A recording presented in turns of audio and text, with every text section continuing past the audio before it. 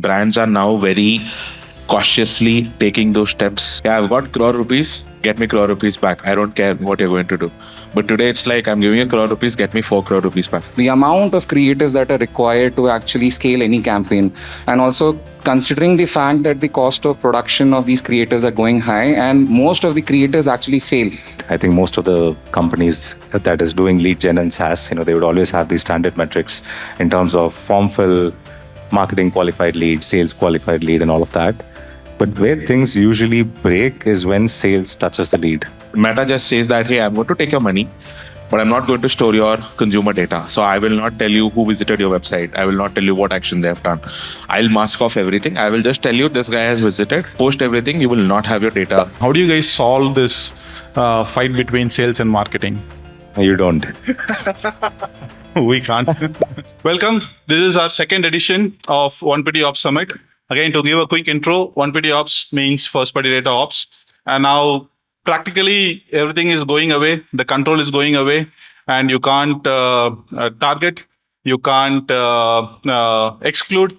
You can only switch on the campaign, add some creatives, and then we can keep on praying to the God that ROAS will stabilize over the time, and brands being not patient.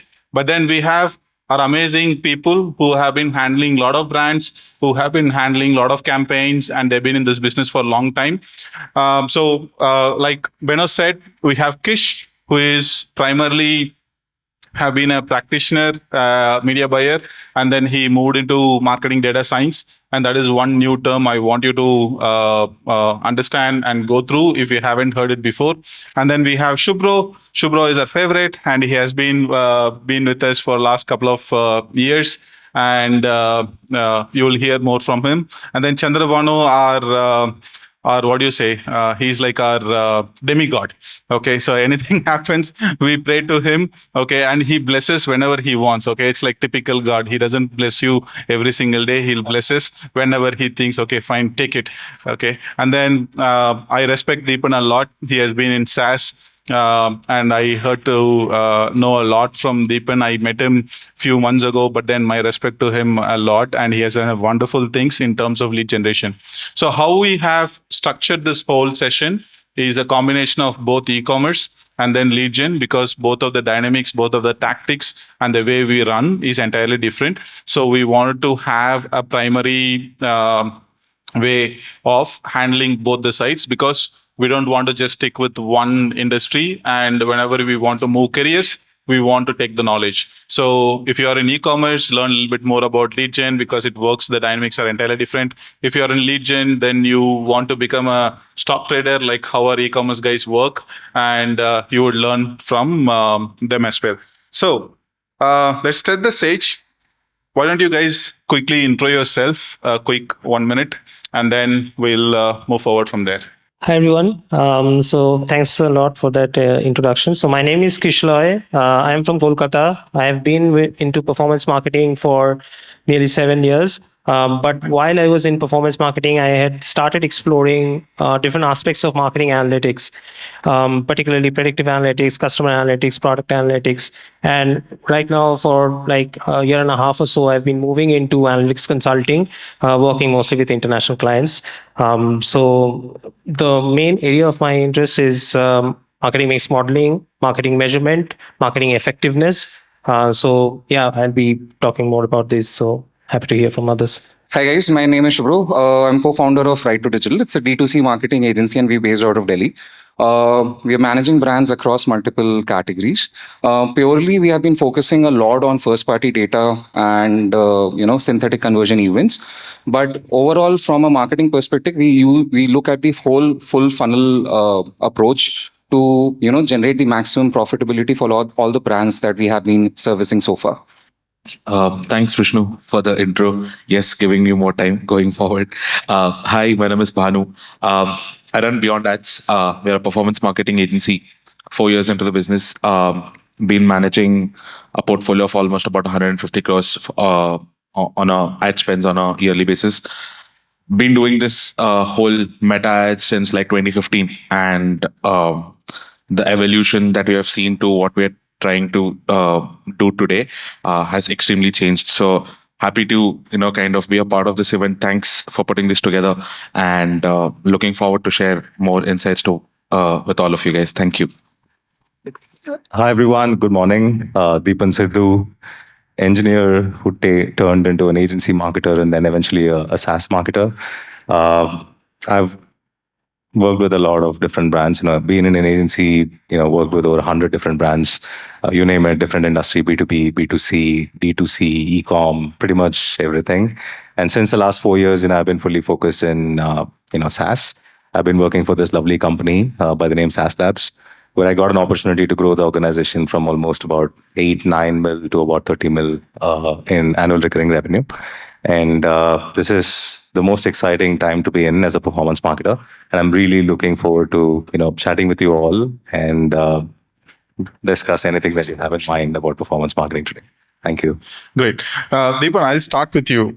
So, from your vantage point as a SaaS marketer, and you've been running a lot of campaigns in SaaS, what is the biggest shift you have seen in the last 18 months? So, what was happening before, and then we had a lot of these new things came up. What is the biggest shift happening? It could be from how you manage the team, or how you manage the campaigns, or how do you do the measurement?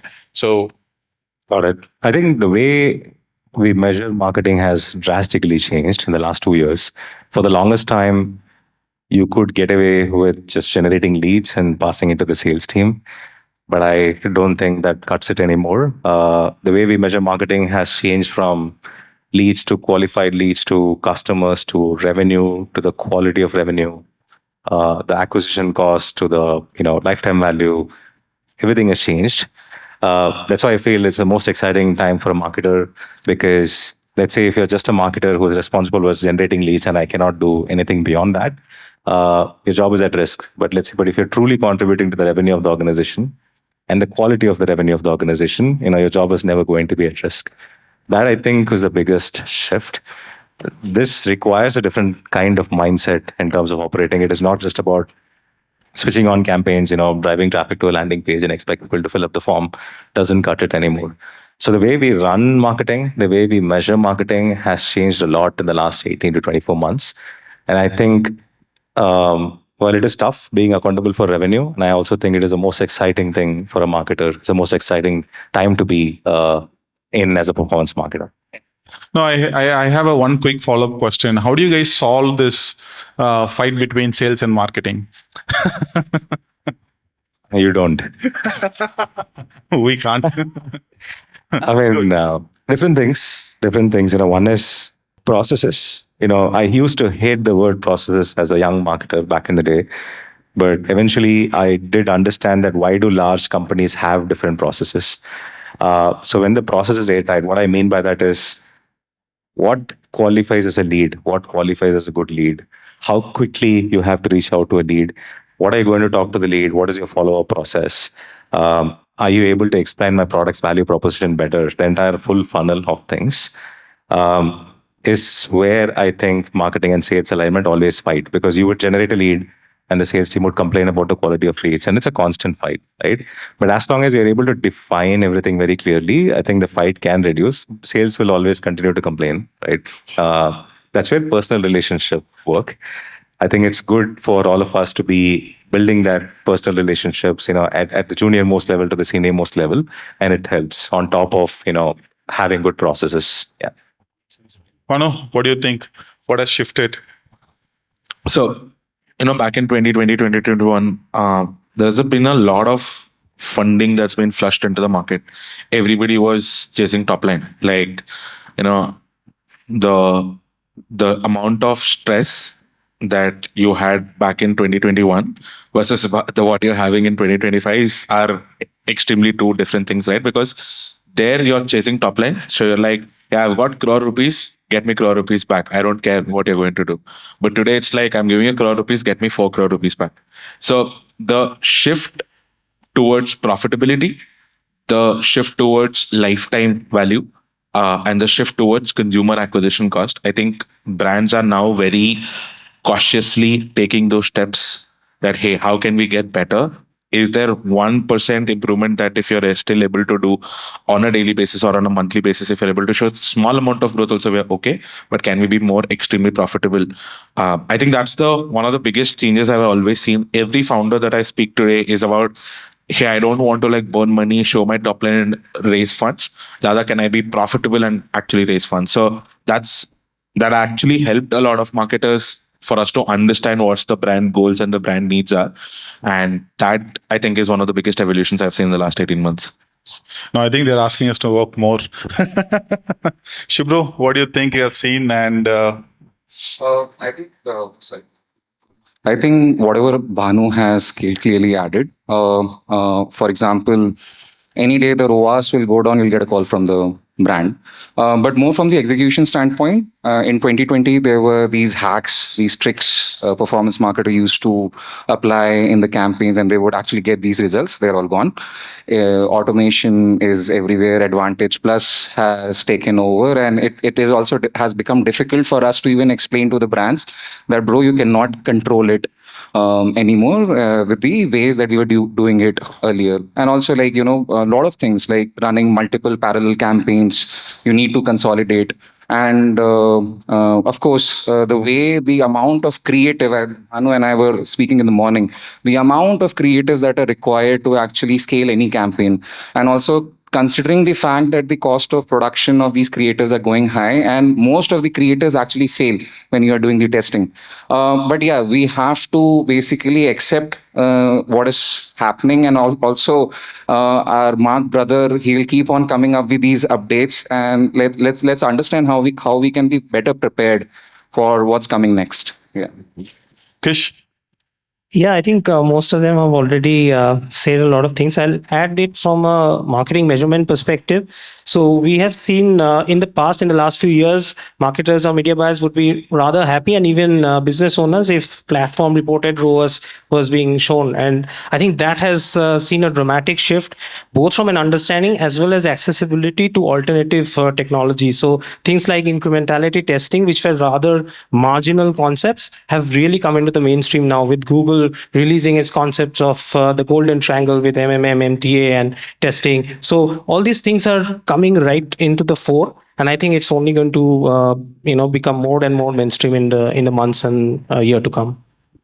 so what we are practically agreeing is whatever we know as old playbooks is eventually broken, and we need an entire different mindset to scale the campaigns and to meet the expectations, whether it is a brand, and if you're a brand manager working at campaigns, the way we eventually tell them is entirely different. Again, Shubro, when you moved away from this retargeting, cookie-based retargeting into signals, and we had this discussion, I think probably around 2020, 2023, and what was the first blocker, and how did you come out of it? Like, to realize, okay, bro, whatever I know is now wrong, and I need to shift my mindset. How did you feel when we say, bro, this is entirely different, and you need to relearn everything? I think so. The first part was accepting whatever Vishnu was saying. That, bro, whatever you're doing, it's wrong. It's not going to work. Now, yeah, jokes apart, I think so. It was completely new to us. The whole concept of event match quality, audience signal, understanding that be it lookalike, be it whatever custom audiences you want to try, it's not going to work. And as soon as we started implementing server to server first party data tracking, how we can control Meta to understand what kind of audiences we really want. Vishnu and I actually experimented with a lot of the custom events in the initial days. And that's when we came up with multiple use cases. But slowly and gradually, I feel we have started understanding, even like in RTD, we have started understanding how Meta actually works and how we can steer Meta to understand, like, what is the business goal we want to achieve through these campaigns. So the initial period was difficult because not much knowledge was there of what needs to be done. But slowly and gradually, through a lot of experimentation. And yeah, I feel people are afraid to do experiments. Brands really don't take that risk. But till the time we are not experimenting, especially with all the new things that are coming in front of us, we need to experiment. Only then we can figure out what is working, what is not. Oh, absolutely. Deepan, totally, like we discussed, entirely different dynamics from e-commerce, right? E-commerce, you can see the result day after tomorrow, and they'll pause the campaign the next day. Okay, but in lead gen, that's not going to happen like that. So you get the lead, and then it goes to the sales, and this guy will work, will not work, and the only complaint we always get is like, what is the quality of the lead? Okay, when you do this, do you rely on more on how do you report the bottom funnel reportings, like how many SQLs you have generated, what is the pipeline value? How do you structure the campaigns so that you know? Because the reason why I'm asking is the moment you start looking at the campaigns performance, which is going to happen, let's say 1.5 months later or 3 weeks later, you would have already spent the money. So you have to be really careful to adjust what you're looking at. So how do you structure the campaigns, and how do you tell the team, don't switch off the campaign tomorrow and let it run? Or you will say, oh, this is not working, bro, let's switch it off. How do you manage that? Got it. While the standard definitions we've always had, I think most of the companies that is doing lead gen and SaaS, they would always have these standard metrics in terms of form fill, marketing qualified lead, sales qualified lead, and all of that. But where things usually break is when sales touches the lead, right? So what we realized is, instead of me generating just an inquiry and passing it to sales and then leaving it to them and them figuring it out things on their own and then waiting for that quality signal, whether it was a good lead, whether it is going to be a customer or a good revenue, we started looking at what we call as micro conversion segments, right? What we mean by that is there is a very clear intent on landing page where somebody is requesting a quote, somebody is visiting my pricing page, somebody is booking a demo wanting to talk to sales. Against, there are a lot of medium intent pages. For example, you would have a blog subscription, you would have a webinar, you would have people downloading an ebook and stuff like that, right? First is to have a very clear differentiation as a marketer, what is high intent and what is low intent, and not mix up these leads and send it to sales, right? So it's very important for your relationship with sales to be tight. You have to always send only the high intent signals, people who are raising the hand saying that I want to talk to your sales, right? These people are highly motivated. They will show up for the meeting. They will pick up the phone call. They will talk to your sales team nicely, provided they reach out to them very quickly. Because of the way that we have started looking at micro conversion segments, it gives me early idea whether my campaign is heading in the right direction or not. And what I mean by that is, for example, from our top, we have geography, and then the size of the company, and then the action they're performing on the website, right? If I know that it's coming from US, New York, and it's coming to my pricing page, and then they booked a demo, I know this is a high quality signal, right? The only thing that they need to show up is, in this case, we run a SaaS company, which means they book a meeting. On the time slot, they have to show up for the meeting, right? So there is a time period between from the time visitor visited your website and they show up for a meeting. It'll probably be a couple of weeks, right? Things break here. 2 weeks waiting for the lead to show up on a meeting, the user is not motivated enough. That's when we figured out, hey, we cannot just stop at generating this inquiry. We need to continue to engage the lead, right? So what we call as middle of the funnel programs. So in this waiting period, they continue to see things from us in the form of LinkedIn ad, in the form of a Facebook ad. They will receive some nice emails. They will receive some tutorials. They will receive some case studies, so that they know that motivation level is up till they're showing up for the meeting. And when we started doing that, the show rate, what we call as show rate, the number of people who are showing up for the meeting has gone up, right? That is a critical moment of truth for us. When somebody came in through the right pages, showed up for a meeting, is high quality signal for us. And from there, you need to look at, okay, if people are showing up for the meeting, how many of them are actually becoming customers? Then it becomes a core conversion action for you to optimize. So that's what we do to fix this problem. Yeah. No, makes sense. I mean, the one thing we all need to understand is, if you're only practicing lead gen, and if you're only practicing e-commerce, and a lot of things we can learn from how SaaS operates, and a lot of things we can learn from how e-commerce operates, because we are in our own bubble. We don't actually look at each other. E-commerce works in a very different way, like churn out a lot of creatives, do the testing and stuff. Whereas SaaS don't do a lot of creatives. They actually try and do little bit more on these mid-funnel programs, how do you do the engagement and stuff. And a lot of cross combination can happen, and a lot of people can learn from each other. That will actually give us very new insights on how we do it. And Chandra, Banu, the question to you is leases, okay? And we all know how we struggled recently with the health and wellness restrictions. How many of us heard of health and wellness restrictions in Meta? Okay, e-commerce guys, right? So do you want to just talk about what happened and how we started looking at things and what are the learnings in the whole journey?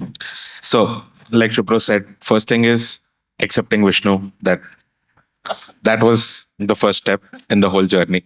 So it's very funny. Okay, so just for people who don't know, Meta just says that, hey, I'm going to take your money, but I'm not going to store your consumer data. So I will not tell you who visited your website. I will not tell you what action they have done.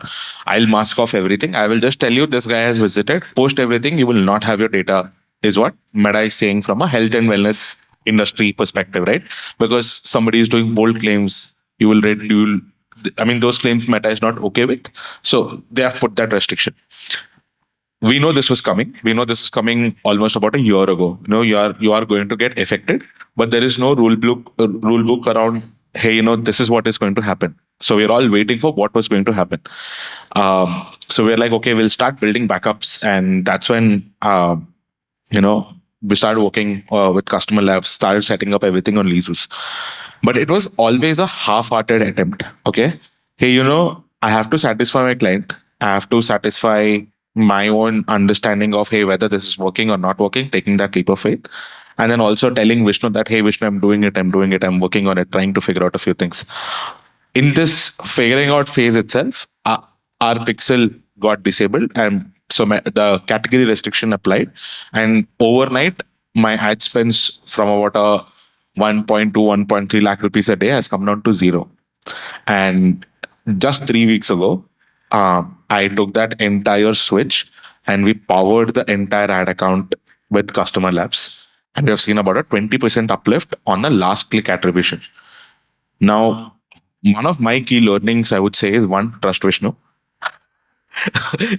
Right? It works. Now, the second thing is, see, there is no real playbook today, be it with creatives, campaigns, Meta. Everybody is a strategist. It works. No, nothing against anybody. But the thing is, the timing. What I just felt is, what if I have done 3 months or 4 months ago, taken that leap of faith, and if we have powered everything today, things would have been much better. But nonetheless, we got started. But one of my key learnings is, you either do power everything with whatever you believe, basically the whole signal piece, or you don't do it. Just lying in between is never helping. So that is one thing for sure. And the second and the foremost important thing is, how are you utilizing your existing data? See, one important thing with signal is more like when you're playing broad, advantage plus, etc., all of these things, you're just still mining yourself in a big ocean. But can you actually customize everything and put it into a small pond? And can you find customers from it? Yes, that is extremely possible. And I think everybody experiencing that is the foremost thing, I think, for somebody to start accepting it. But I think that leap of faith of getting the entire thing powered with customer labs and going all out, I think that is the only thing that less really helps. So no, I mean, again, most of you guys seen it. Most of you guys have experiencing this every day in, day out. Right now, when we speak, you may not be able to put things together. It may go over your head. Please don't worry. There's going to be a lot of sessions today where all the speakers will try to break down every single aspect of it, so you make sure you understand. So this panel discussion is primarily for you like a context setting, what we have done and where we have seen things, so that when we speak about all these sessions, you will understand, okay, fine. Oh, this is how these guys have said it. This is how these guys have done it. Okay. So right now, don't panic. Don't worry. Okay, what these guys are talking about, we will break it down so that you will actually understand. When you step out, we will make sure what are the knowledge we have gained by going through all this pain all the stats and all the churns we had with the brands, Shubho can guarantee that. Okay, so when you go and tell new things to a brand, they don't want to trust you, right? So all the churns we have learned, we will transfer the knowledge to you. That's the whole purpose of this whole summit. And right now, if you don't understand, if you're not able to put things together, please don't worry. We will make sure you will get the whole knowledge which we have gained over the last 18 months or 24 months. One question to you, Kish. These guys Yeah. talked about signals, right? And you send purchase, the model will give purchase. Is it work like that, or is there a time series in behind? So can you just give like a short, sweet idea of how this whole model works and what is called time series, so that they would be able to relate what these guys are talking about? Right. So time series is just a one kind of model. So think of it. Think of data in a tabular format. So if you have data, suppose cost data, clicks data, CTR data, and then you have store level, say purchase data and other conversion related data, like say purchase revenue. So this becomes like your general cross sectional data. But if you want to have data over time, you have to add another column, which is where it can be granular, like say daily data or weekly data. So that becomes a time series model essentially. And the specific advantage of a time series model is that this, as you mentioned, Vishnu, rightly, that this is all about sequences. And I will just give an example of a custom attribution project that I recently did. That so I took the data from within GA4 to BigQuery, and I created a custom attribution model using something called Markov chains. So that's like an algorithm. So now this whole thing would not have actually worked, and a very good phrase here is garbage in, garbage out. So if you put in wrong data or wrong sequence of data, no amount of sophisticated modeling or algorithms behind it would actually work. At the end of the day, you will still get garbage only, which will not be, if you feed that into your system, you will be making wrong decisions. So sequence of events, time series analysis, properly collecting data and sending right signals is absolutely central and crucial for proper decision making. Great. So we'll slowly switch gears, considering the time. We'll talk more about the talent and skills. Deepan, this is for you. What kind of talent you are hiring and what is totally non-negotiable for you? Okay. And if anybody wants to apply a job at SaaS Labs, what is that they should be having here? Got it. Business context. That's number one for me, because if someone is coming to an interview and talking about, let's say, I'm going to change the bidding strategy and change the name of the game, that won't cut it anymore. So AI first, automation first, business context first, plus marketing skills is what we are hiring for. Right? Anybody with an old playbook, which is I'm going to get clicks and then form fill and then customer, it doesn't cut it for us anymore. Also, people who do not mind getting their hands dirty with knowing deep into the business. Right? What I mean by deep into the business is, instead of saying as a marketer my job is done, how far are you traveling with this lead? Are you traveling with the lead all the way till they become customer, and then how is the customer behaving? How is that revenue impacting our organization? How does it work for the following year, right? So we are looking for people, marketers specifically, with the deep business context, and with AI and automation changing the name of the game, we are looking for people who think that first instead of throwing people at a problem, right? Because we are expected, all of us, I think we are expected to do 5x the amount of output. And unless we see that you have the potential to be 5x, you may not be able to make the cut. Banu, so creative testing is primarily is your edge. I have seen a lot of things, even the last summit, you have done a very good job. Now, when you hire junior media buyers, okay, and if they really want to get promoted, how would you say it, and what do you think they should be able to understand and do?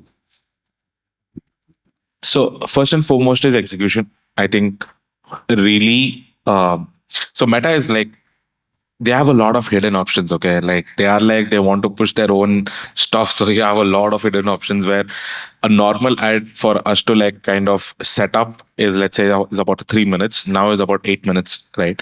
So somebody who is very proficient in not making those mistakes regularly. So execution proficiency, I think, is extremely very important. Second thing is reading data. Now, reading data is just not it's your base metrics of CPM, CTR. It's not about that. It's more about interpretation of what the metric means and why a consumer must have done a certain action. That data interpretation, I think, is one of the key factors. And if you're able to do a very good execution plus a lot of data interpretation, I believe creative strategy is a byproduct of both of it, because you're understanding the problem through data and you're then tackling the whole consumer journey. You will just understand what is the gap that is there. And that's what your creative is largely trying to fill in. So execution, data interpretation, and creative, those three are like 1, 2, 3 priorities. And if somebody is able to step up their game across these three verticals, I mean, I am happy to like make them an agency owner and you please run your agency. You are required in the market as of today. So yeah. Uh, you want to create your own competition. It's good, but eventually that level of 3, 4 dimensional thinking is what missing. So you like you said, what it used to be taking 3 minutes, now it's taking 8 minutes. It's not because everything has changed. You need to now go and switch off most of the things. The automation, you need to go and switch off most of the things in Meta so that it doesn't actually go on its own. Okay, so you have to make sure don't do custom audience. You have to say, okay, no advantage place, no advantage place, no advantage place. So when you upload creative, it's the same thing. So that's why it is taking. I mean, as simple as excluding audiences is somewhere under the age group. And I don't know why. Right? Like you need to click a couple of buttons to just exclude a single set of audience. I mean, their way of saying is, hey, we will automate it for you, we will do it, but it generally doesn't work. I mean, it's a lot longer for them to refine the whole model, get it better. And when we audit accounts, we are like, okay, we are not going to hire anybody from this agency because we know that these are the people who are doing these mistakes, right? So, and it's not their fault. It's basically how the system is really bluffing you that, hey, we will take care of everything, which they don't technically do. And we lose clients in the background. Same. Shubhro, what do you think? What kind of, so one is execution, like Banu said, Deepan also mentioned to have the full funnel ideas, like the whole business context and ideas, right? So if someone is looking to make this transition, what is the kind of mindset you would be looking at? And what would be the top 2 interview questions? I think so. The first and foremost thing is use AI, but don't get used by AI. And I think so. We are going in this vicious loop where we are becoming so dependent on AI that at times we actually forget that there is some human intelligence that we can use. Garbage in and garbage out was something that Kish mentioned. And I guess in our daily lives also, I feel even for writing emails, we are using AI. But then if you don't read it properly, it's actually putting garbage out. But more say, I think so. The first thing that Bhanu mentioned, right? Nowadays, brands are focusing more on profitability, right? So anyone joining the team has to understand this part, that at the end of the day, it is the profits that are driving brands. So that is very important. And secondly, internal teams cannot work in silos. It's not like performance is separate. The CRO team is separate. The creative team is separate. Like for in RTD, the creative guy needs to have an understanding of what the metrics are there on the ad dashboard. It cannot be, and they both need to talk to each other. So that basic understanding is very important. And of course, on top of that, the expertise, of course, is required. You have to look at it in a complete picture, not in silos. And yeah, use AI, but then don't get used by AI. And I think so. That's very important. Nice, Kish. So from the data side, how can a performance marketer think like a data scientist without needing a PhD? Right? ChatGPT. That's Better promise. No, I don't think actually PhD is required at all, especially in the age of AI. And I don't mean that just send prompts to ChatGPT and rely on the output. What I mean is resources have become much more accessible now. So if it is like Coursera or Udemy, lots of places, even free content on YouTube, just go there and learn yourself. And to be honest, like especially in India, I think the kind of curriculum we have in schools, even 10th grade or 12th grade math or stat, that will be a pretty good place to go and revisit, I would say. That the fundamentals are the most important. And I'll give you a very classic example. Most performance marketers on a day-to-day basis maintain some sort of a master consolidated sheet, right? So where you will have performance data from different channels, KPIs, and then you will have the revenue data, contribution margin data, gross profit data, so in CAC data, lots of columns there. And I see that they get a little dizzy by seeing that they are filling up the data regularly or they have some automation. But how to make better sense of it? I think Chandra was also pointing out the same thing. So I just gave a simple example to a team recently that you can use the concept of elasticity to take better decisions. So combine two things, two very simple statistical concepts: moving average, 3-day moving average, and on top of that, just take a ratio of the change in the output to the change in the inputs, like change in budget.